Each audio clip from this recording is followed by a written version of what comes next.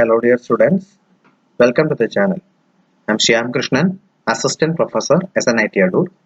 Today we are going to continue the revision session of EE 402 Special Electrical Machines, and we are discussing the previous KTU question papers of this subject. Now let's see a new question paper of this EE 402 Special Electrical Machines. This is a previous KTU question paper, 8th semester BTech degree examination, October 2019 of Special Electrical Machines. So these are a few questions from part A.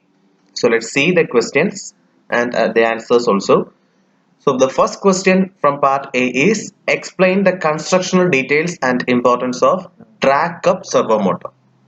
So ഈ ഒരു question എന്ന് പറയുന്നത് first മോഡ്യൂളിൽ നിന്നുള്ള question ആണ്. A C servo motor, അതായത് servo മോട്ടറിന്റെ ക്ലാസിഫിക്കേഷനിൽ A C and D C servo motor ഉണ്ട്. അതിൽ എ സി സെർവോ മോട്ടറിന്റെ കൺസ്ട്രക്ഷണൽ ഡീറ്റെയിൽസിലെ റോട്ടർ ക്ലാസിഫിക്കേഷനിൽ വരുന്ന ഒരു ടോപ്പിക്കാണ് ഇത്. ഡിഫറെന്റ് ടൈപ്സ് ഓഫ് റോട്ടറിൽ സ്ക്വിറൽ കേസ് റോട്ടർ ഉണ്ട്, പിന്നെ ഡ്രാഗ് അപ്പ് സെർവോ മോട്ടറും ഉണ്ട്. സോ അതിൽ ഡ്രാഗ് അപ്പ് സെർവോ മോട്ടർ ആണ് ഈ ഒരു ഫസ്റ്റ് ക്വസ്റ്റ്യൻ ആയിട്ട് ചോദിച്ചിട്ടുള്ളത്. 5 മാർക്സിന്റെ ക്വസ്റ്റ്യൻ ആണ്. സോ ഇതിന്റെ ഒരു ഫിഗർ പ്ലസ് എക്സ്പ്ലനേഷൻ ആണ് നിങ്ങൾ എഴുതേണ്ടത്. അത് നെക്സ്റ്റ് സ്ലൈഡിൽ ഞാൻ പറയാം. The next question is explain the dynamic characteristics of stepper motor. So stepper motor ന്റെ characteristics ല് static characteristics ഉണ്ട്, dynamic characteristics ഉണ്ട്. അതിൽ dynamic characteristics ആണ് ഈ സെക്കൻഡ് ക്വസ്റ്റ്യൻ ആയിട്ട് ചോദിച്ചിരിക്കുന്നത്. ഇതും 5 മാർക്ക് ക്വസ്റ്റ്യൻ ആണ്. അപ്പോൾ characteristicsന്റെ ഗ്രാഫ് വരയ്ക്കണം ആൻഡ് അതിനൊരു ബ്രീഫ് എക്സ്പ്ലനേഷൻ നിങ്ങൾ കൊടുക്കണം. And third one, advantages and limitations of universal motor. എൻ്റെ പ്രീവിയസ് ഒരു റിവിഷൻ സെഷനിൽ ഞാൻ ജനറൽ ഇൻസ്ട്രക്ഷൻസ് തന്നിട്ടുണ്ടായിരുന്നു ഈ ഒരു എക്സാം എങ്ങനെ എഴുതണം എന്നുള്ളത്. സോ ഈ ഫസ്റ്റ് ക്വസ്റ്റ്യനിലും സെക്കൻഡ് ക്വസ്റ്റ്യനിലും ഞാൻ ആ ഒരു ജനറൽ ഇൻസ്ട്രക്ഷനിൽ പറഞ്ഞിട്ടുള്ളത് പോലെ തന്നെ ഫിഗർ വരുന്ന ക്വസ്റ്റ്യൻ ആണ്. രണ്ട് ക്വസ്റ്റ്യനിലും ഫിഗർ ഉണ്ട്, രണ്ടാമത്തെ ക്വസ്റ്റ്യനിൽ ഗ്രാഫും ഉണ്ട്. സോ തീർച്ചയായിട്ടും അത് എഴുതണം, ആ ഒരു ഫിഗറും വരയ്ക്കണം, അതിന് മാർക്കുള്ളതാണ്. മൂന്നാമത്തെ ക്വസ്റ്റ്യനും ഞാൻ ആ ഒരു ഇൻസ്ട്രക്ഷൻസിൽ പറഞ്ഞിരുന്നു. അഡ്വാൻറ്റേജസ്, ഡിസഡ്വാൻറ്റേജസ് അല്ലെങ്കിൽ ലിമിറ്റേഷൻസ് തുടങ്ങിയ ആപ്ലിക്കേഷൻസ് തുടങ്ങിയ ഓരോ മോട്ടറിന്റെയും അഡ്വാൻറ്റേജസും ഡിസഡ്വാൻറ്റേജസും ലിമിറ്റേഷൻസും നിങ്ങൾ നോട്ട് ചെയ്യണമെന്ന് പറഞ്ഞിരുന്നു. ആ ഒരു കാറ്റഗറിയിൽ വരുന്ന ക്വസ്റ്റ്യൻ ആണ് മൂന്നാമത്തേത്. So let's see the answers of these questions. The first question was drag up servo motor and this is the answer for the question. ഈ ഒരു ക്വസ്റ്റ്യൻ ആദ്യം നിങ്ങൾ ഒരു ഫിഗർ വരയ്ക്കണം. ആ ഫിഗർ ആണ് ഇത്. ഈ വരയ്ക്കേണ്ട ഫിഗർ എന്ന് പറയുന്നത് ഒരു ഡ്രാഗ് അപ്പ് സെർവോ മോട്ടറിന്റെ ആണ്. ഡ്രാഗ് അപ്പ് സെർവോ മോട്ടർ എന്ന് പറയുന്നത് എ സി സെർവോ മോട്ടറിന്റെ ഒരു ക്ലാസിഫിക്കേഷൻ ആണ്. ഒരു സാധാരണ സ്റ്റേറ്റർ തന്നെ, ബട്ട് റോട്ടറിൽ വരുന്ന ഒരു ഡിഫറൻസ് ആണ് ഇതിനെ ഡ്രാഗ് അപ്പ് സെർവോ മോട്ടർ എന്ന് വിളിക്കാൻ കാരണം ഇതേപോലെ ഒരു ഡ്രാഗ് കപ്പ് എന്നൊരു സ്ട്രക്ചർ ആണ് ഇതിന്റെ റോട്ടറിലുള്ളത്. ഈ കോർ സ്റ്റേഷനറി ആണ്, ബട്ട് ഈ ഒരു റോട്ടർ കോർ സ്റ്റേഷനറി ആണ്, ബട്ട് അതിന് ചുറ്റും ഒരു കപ്പ് പോലെ ഒരു ഒരു ഒരു കൺസ്ട്രക്ഷൻ ആണ് ഈ കാണുന്നത്. ഒരു കപ്പ് എടുത്ത് കമിഴ്ത്തി വെച്ചാൽ എങ്ങനെ ഇരിക്കും അതേപോലെയാണ് ഇതിന്റെ ഒരു റോട്ടർ എന്ന് പറയുന്നത്. ഇതിങ്ങനെ ഈ ഷാഫ്റ്റ് റൊട്ടേറ്റ് ആകുമ്പോൾ ഈ ഒരു cup rotate ആയിക്കൊണ്ടിരിക്കും.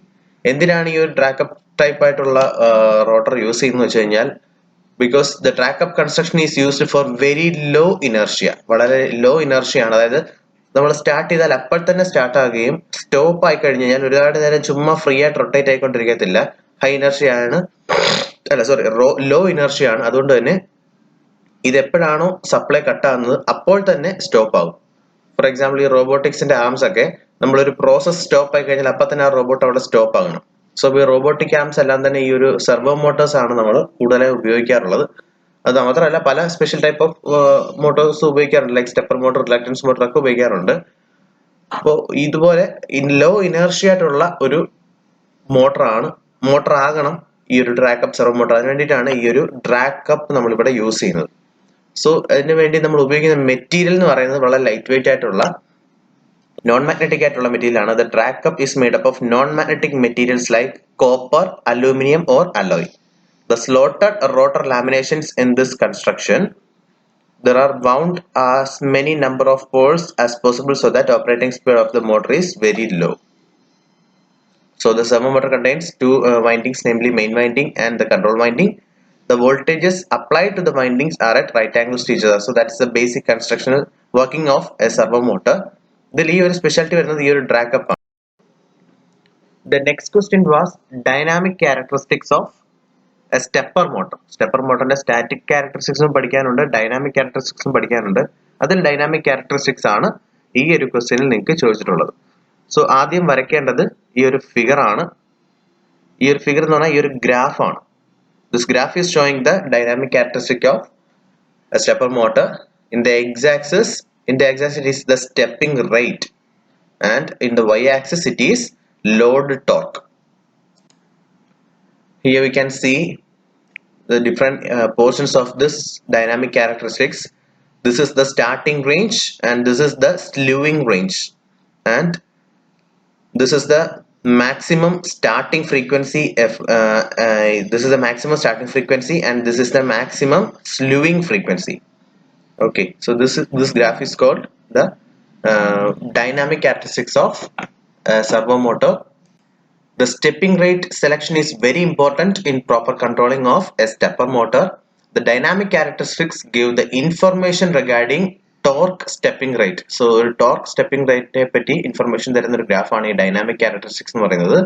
These are also called torque stepping rate curves of a stepper motor, and we can see in this dynamic characteristics, when the stepping rate increases, the rotor gets limited time to drive the load from one position to other.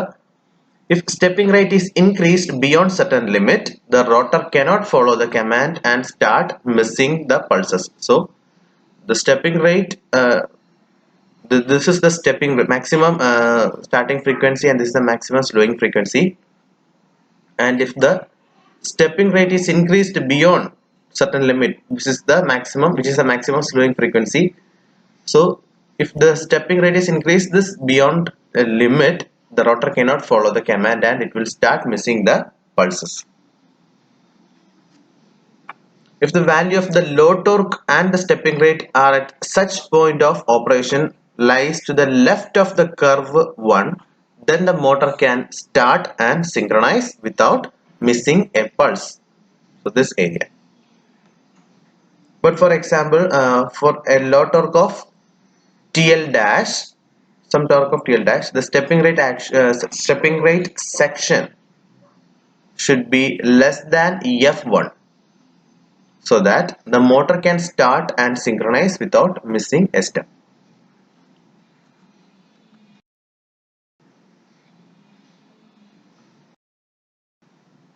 The next question was advantages and disadvantages, or advantages and limitations of a universal motor.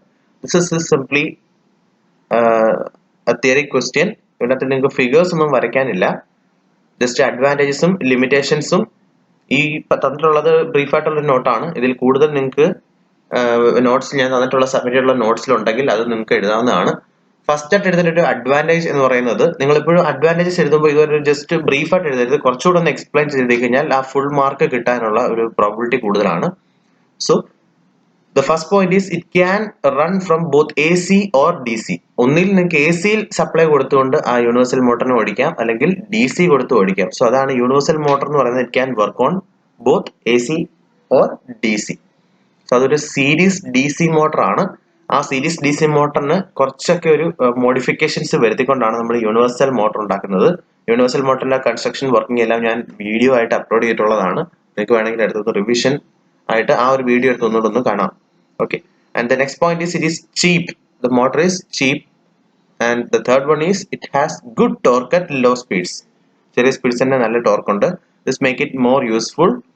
Example, main operated handheld power tools. And the main limitations are brushes and commutator wear out, create sparking which can cause electromagnetic interference and may be an ignition source of VOCs. So ഈ ബ്രഷസും കമ്മ്യൂട്ടേറ്ററും എല്ലാം തന്നെ over സ്പാർക്കിങ്ങിന് കാരണമായേക്കാം, and which can lead to electromagnetic interference. The next limitation is speed control is lousy. It has characteristics of series DC motor. So on no load it races to high speed and often has a shaft mounted fan to provide some load and prevent runaway.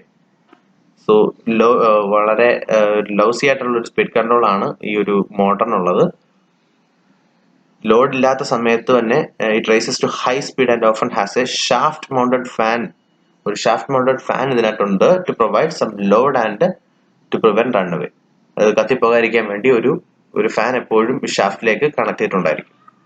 It is not easy to reverse the motor. മോട്ടറിന്റെ speed reversal എന്ന് പറയുന്നത് വളരെ easy ആയിട്ടുള്ള ഒരെണ്ണമല്ല എന്നുള്ളതാണ് ഇതിന്റെ ഒരു limitations അല്ലെങ്കിൽ disadvantages എന്ന് പറയുന്നത്.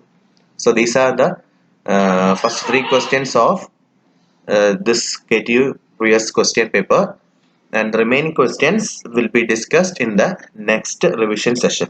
So please go through the subject videos I have uploaded in this topic, and that will be more easy for you to understand the topic, and it will be helpful for your revision.